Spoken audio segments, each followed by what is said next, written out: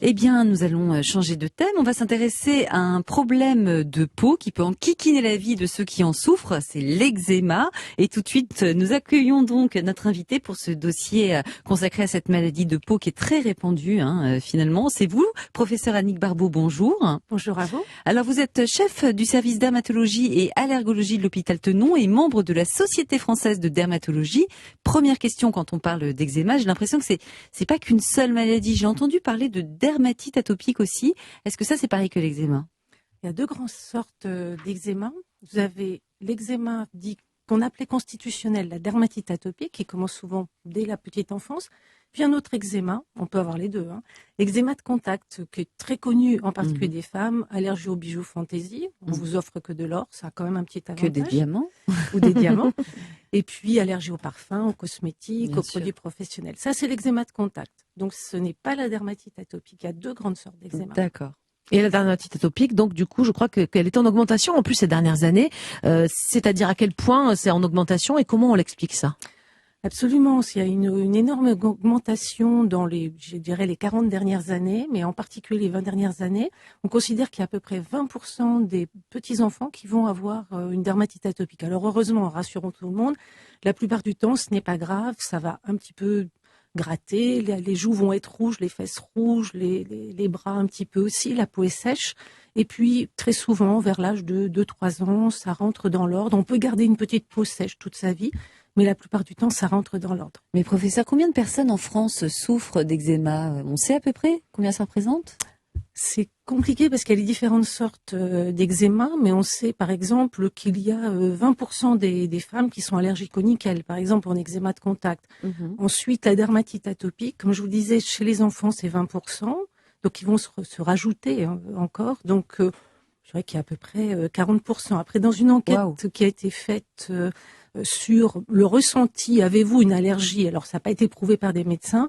Il y a plus de 50% des personnes qui annonçaient avoir eu un eczéma. Alors après, encore faut-il le prouver. Je suis pas certaine qu'ils avaient tous un eczéma. En tout cas, ils avaient des sensibilités de peau. Ça, c'est le moins Oui. quotidien. Vous avez dit 20% des enfants atteints d'eczéma, mais à partir de quel âge on peut souffrir d'eczéma? Je sais pas, vous avez même parlé de bébé, donc dès la naissance, on peut naître avec de l'eczéma? Non, pas à la naissance. En général, pendant les 3 premiers mois, vous avez l'immunité de la maman, donc vous n'avez pas d'eczéma. Mais vers l'âge de 3 mois, ça apparaît. Et puis, rassurons quand même tout le monde, la plupart du temps, ça disparaît c'est ensuite. quelque chose qui est très, très bénin et qui va disparaître. Il faut des soins quand même cutanés adaptés pour ces petits-là. Alors, la longue période de Covid qu'on vient de traverser n'a pas été de tout repos pour les patients atteints d'eczéma. Vous avez eu beaucoup d'aggravations apparemment chez les patients. Alors, pour quelles raisons? Est-ce que c'était le stress? Est-ce que c'était le gel hydroalcoolique?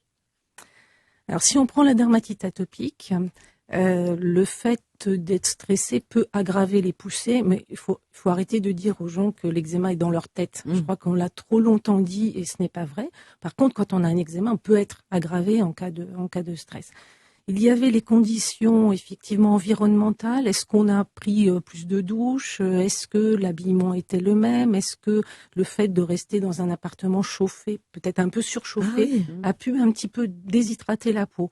Il faut voir que dans la dermatite atopique, dès que vous allez irriter la peau, que ce soit parce que c'est trop chaud, parce que vous prenez trop de bains, que vous mettez trop de produits très très très moussants, vous allez agresser votre peau qui est très fragile à sa surface. Et la réponse de votre peau est de s'inflammer, de faire une poussée d'eczéma. Donc c'est ça la particularité de la peau qui a de l'eczéma, c'est que c'est une peau très très très très fragile, plus que la moyenne, c'est ça? Très fragile, et la couche la plus superficielle de l'épiderme, qu'on appelle la couche cornée, est très très fragilisée chez ces personnes. Donc en fait, tout pénètre un petit peu trop facilement, que ce soit les allergènes de l'environnement, ce qui fait ils vont développer différentes allergies, et puis également tous les irritants vont la pollution, aggraver. ça compte, les toxiques qu'on peut avoir dans les produits cosmétiques, ces choses-là. Alors la pollution, par exemple sur un eczéma du visage, peut un petit peu aggraver. C'est pas le facteur majeur, mais ça peut un peu aggraver. Les périodes de pollen parfois peuvent aggraver. Les ambiances très riches en acariens peuvent aggraver. Donc c'est très multifactoriel. Et dites-moi, l'eau potable, qui peut parfois est plus chlorée que d'habitude, ça peut aggraver ça? C'est plutôt la dureté de l'eau qui est un l'eau petit calcaire, peu en fait, l'eau c'est ça, calcaire ouais. qui va être un petit peu agressive. Et souvent, on conseille sur des gros eczémas ou quand il y a toute une famille de dermatite atopique d'utiliser des adoucisseurs d'eau qui peuvent un petit peu aussi apporter un petit plus. Et ça peut calmer tout ça. Professeur Barbeau, on va rester encore ensemble. On va voir dans un instant comment se traite l'eczéma de nos jours et vous verrez que ça ne passe pas que par les médicaments. Il y a des gestes, des habitudes du quotidien qui font partie intégrante du traitement. Enfants ou adultes, ces patients doivent prendre particulièrement soin de leur peau, plus fragile, on l'a dit, que celle des autres. On vous parle en détail de tout cela ce matin sur Europe 1. Europe 1, 11h, 12h30. Julia Vignali et Mélanie Gomez. Vous êtes sur Europe 1 et c'est bien fait pour vous, votre émission Bien-être. Et ici, ce matin, on parle de l'eczéma et surtout des solutions pour améliorer le quotidien des personnes touchées par cette maladie de peau. Et pour nous éclairer sur ce sujet, vous êtes toujours avec nous, professeur Annick Barbeau. Alors, je rappelle que vous êtes chef du service dermatologie et allergologie de l'hôpital Tenon et membre de la Société française de dermatologie.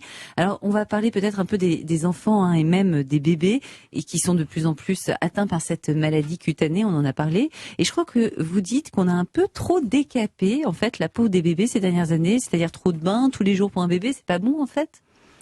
Non, la peau a besoin d'être un petit peu préservée et mettre des savons sur la petite couche un peu grasse qu'on a à la surface de la peau, c'est pas très bon parce que cette petite couche grasse, elle nous sert à protéger justement la peau pour que l'eau qui est à l'intérieur de la peau s'évapore pas. Donc en fait, les douches, c'est pas mal du tout. Pour les bébés? Pour les bébés. Mm-hmm. Et puis les bains, allez, je dirais jusqu'à 2 par semaine grand maximum, plutôt 1. Et très bref, pas plus de 10 minutes, avec une eau pas au-delà de 37 et sans produits moussants dedans. Donc en fait, les petites photos avec le bébé qui joue pendant des minutes dans l'eau, faites vite la photo, mais sortez-le assez vite de l'eau du bain. Ça sera fait. Et pareil, le séchage, je crois, de ces bébés est très important. Comment on s'y prend? Quelles sont les précautions à prendre? Alors cette peau étant très irritable, il faut pas frotter trop vivement. On tamponne, il faut en fait, tamponner. C'est ça. Vous tamponnez avec une serviette bien. Parce qu'en fait, souple. rien qu'en les séchant un peu vivement, on peut les abîmer, c'est ça, on peut abîmer leur peau, en fait. C'est une peau qui supporte pas d'être irritée, elle est fragile d'elle-même. Et si vous aggravez en l'irritant mécaniquement, chimiquement, eh bien, elle va le répondre en faisant encore plus d'eczéma. Bon, on tapote délicatement sur la peau de nos bébés. Et pour les grands, les adultes, c'est pareil ou pas? Parce que j'entends des ados qui disent, tu vois, je te l'avais dit, pas de bain tous les jours. Mais est-ce que ado ou adulte, on se lave tous les jours quand même? Alors, on se lave tous les jours. Ouais. On peut prendre une douche tous les jours. Donc pour les ados, surtout pour les ados, c'est important. Oui, c'est vraiment important. En la prenant et en prenant un produit adapté aussi pour la douche. Pas de choses trop moussantes, pas trop riches dans ce qu'on appelle les surfactants, donc les choses moussantes. Et donc il y a énormément de produits. C'est quoi? C'est des gels douces sans savon, c'est ça? Alors non, c'est pas forcément soit ce qu'on appelle les savons sur gras. Ouais. Vous en trouvez bien sûr en parapharmacie, vous en trouvez aussi en grande surface. Et également maintenant des huiles de douche qui, contrairement à leur nom, sont pas vraiment des huiles et qui pour certaines sont quand même assez agréables d'utilisation parce que reconnaissons que quand on est ado, que depuis l'enfance on fait attention à sa peau, on a un petit moment de lassitude. Ah oui. Et donc il faut trouver des produits adaptés. Mais maintenant il y a eu quand même pas mal d'efforts de fait. Et je trouve qu'il y a des huiles lavantes qui sont tout à fait adaptées à ces peaux et qui sont agréables. Pour eux, c'est les mêmes précautions que pour les bébés, pas de bain trop chaud, ça c'est pareil, la température c'est important, pas plus Même de 37. On évite les jacuzzis, j'imagine, quand on a de l'eczéma, quoi. Alors le jacuzzi, alors il a déjà pas d'eau, il a déjà pas d'eau de mousse dedans, mais par contre, l'eau est un petit peu chaude. Ouais. Alors moi j'ai toujours, il faut pas non plus les mettre, ils sont déjà suffisamment gênés par leur peau. Il faut profiter de quelques plaisirs de temps en temps. Alors simplement, s'ils vont dans un jacuzzi, il faut pas y rester 1 heure, il faut y aller très peu en général, de temps. c'est pas tous les jours le Puis après, jacuzzi. ils rincent leur peau. Faut bien rincer la peau, mais ça de façon générale, parce que dans les jacuzzis, il y a quand même des petits virus qui peuvent donner des petites lésions pas sympathiques. Alors, si on parle des symptômes, pour être sûr qu'on parle de la même chose, l'eczéma, la dermatite atopique, on la reconnaît comment sur la peau? C'est quoi les symptômes? Alors l'eczéma, c'est des plaques rouges qui peuvent être soit avec des vésicules, donc des petites cloques d'eau, soit la plupart du temps dans la dermatite atopique, comme c'est chronique, c'est rouge et ce qu'on appelle squameux, ça pèle un petit peu. Ça ressemble au psoriasis, on a fait une émission récemment là-dessus. Est-ce que c'est le même genre de plaque ou on voit bien la différence? Alors, les plaques de psoriasis, normalement, elles sont très bien limitées et puis les localisations sont pas les mêmes. Parce que dans la dermatite atopique, il y a des localisations privilégiées. Qui sont lesquelles? Qui sont, chez le tout petit, c'est le visage, les fesses, qu'on appelle les zones convexes. Et puis, déjà vers l'âge de 2 ans et toute la vie, ça va prédominer dans les grands plis. Donc, ça va être les plis des coudes, c'est les creux des genoux et puis ensuite, ça peut être le cou. Et puis, chez l'adulte, ça peut être également le visage, les mains. Et puis, certains ont un eczéma généralisé. Alors que le psoriasis est localisé à des endroits différents, face antérieure des genoux, la face postérieure des coudes. Alors, on a parlé de la toilette, passons au crémage, parce que ça aussi, je crois que ça fait partie des gestes vraiment obligatoires, qui doivent rentrer complètement dans la routine de soins de ces patients. N'importe quelle crème, déjà, je parle juste en termes d'hydratation, et puis ça, c'est vraiment tous les jours, toute la vie, c'est ça? Alors, pour réparer cette peau, effectivement, il faut lui apporter les nutriments qu'il faut et il faut crémer, effectivement. Donc, il y a là encore, quand la peau est très très sèche, il faut des crèmes assez grasses comme des colle crème, des séras. C'est pénible, ça colle. Après, quand ils mettent les vêtements, les enfants ils détestent ça, d'être crémés tout le temps. Même nous, on n'aime pas. Je suis d'accord. Alors là encore, quand on sort d'une poussée, il faut avoir recours à ces crèmes extrêmement réhydratantes. En dehors des poussées, on peut aller sur des formes plus légères. Et maintenant, il y a quand même toute une gamme de crèmes qui sont plus légères, où là, honnêtement, ça s'applique très très rapidement. Il y a même des sprays. Alors, c'est peut-être pas les plus hydratants, mais je dis toujours, il vaut mieux avoir un produit un tout petit peu moins hydratant qu'on utilise tous les jours que des belles crèmes plein l'armoire de salle de bain qui servent à rien. Mais ça veut dire qu'il faut qu'on apprenne à nos enfants dès 4-5 ans à se crémer?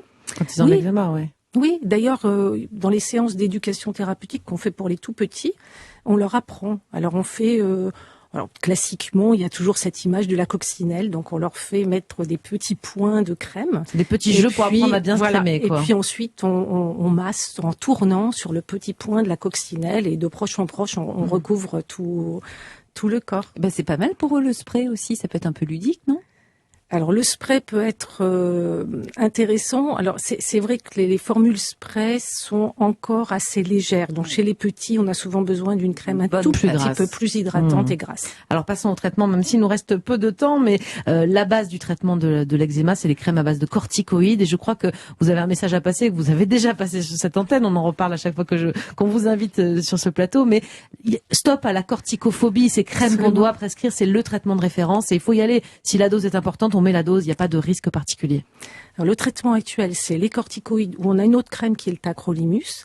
Donc, tant qu'on a une poussée sur les plaques rouges, il faut en mettre tous les jours, une fois par jour. Et on ne fait pas un jour sur 2, un jour sur 3, c'est fini tout ça. Ensuite, quand on est sorti de la poussée, il est préconisé maintenant, sur les zones qui reviennent très souvent, par exemple les plis des coudes, d'appliquer 2 fois par semaine un corticoïde ou du tacrolimus. En prévention, quelque part. En prévention. C'est ce qu'on appelle le traitement proactif. Et cela, ça permet d'écarter les poussées. Et à la fin de l'année, vous avez utilisé beaucoup moins de corticoïdes. Donc les corticoïdes, c'est indispensable.